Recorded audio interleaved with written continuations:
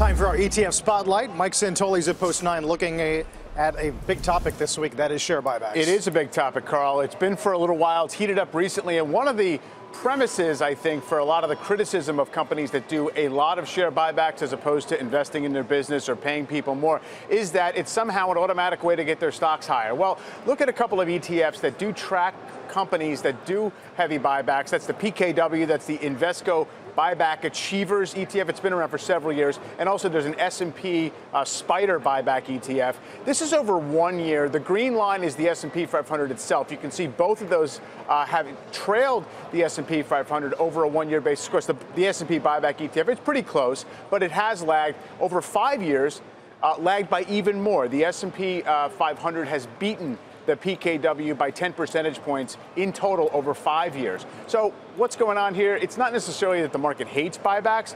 There are a lot of financials in these buyback ETFs and a lot of other mature companies, so they may not have outperformed. But if you look at companies that do heavy CapEx and R&D, they've had periods where they've done a lot better than the buyback. So the question is, if CEOs do what the market rewards, you know, maybe buybacks, that game is going to cool off a little bit anyway, because for one thing, debt-financed buybacks are on the wane, and you did have a huge bulge last year when you had the windfall from the tax cut that did see a lot more aggressive buyback activity. So at least with the market's concerned, it's not necessarily an automatic that stocks go higher when the companies buy them. Is there an easy way to explain what some of these proposals like Rubio's this week have proposed?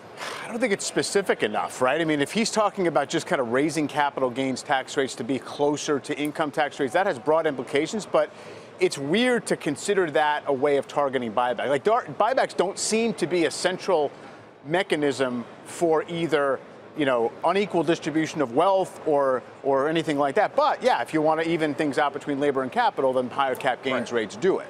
This is what Tudor Jones meant when he talked about shareholder primacy. Exactly. That basically they've gone too far in that direction. I also don't know if companies lean more toward buybacks versus dividends specifically because the investor tax treatment is more favorable for buybacks. I mean, I know that's one element of it, but in general, it just seems to serve their purpose. When people ask you why some of those corporate tax savings were spent on buybacks and not investing in their businesses, what do you say? I mean, look, just because you got a lot more cash at the end of the day, if you're a big company, it doesn't mean you had better ideas of what to do with it. So I think there's a little bit of a misapprehension that it's a zero-sum game and every dollar that's spent on buybacks would otherwise be put to productive use within the business. It's just not always the case with many companies. Lloyd Blankfein way of thinking about it, I think, via a tweet from him last week. Right.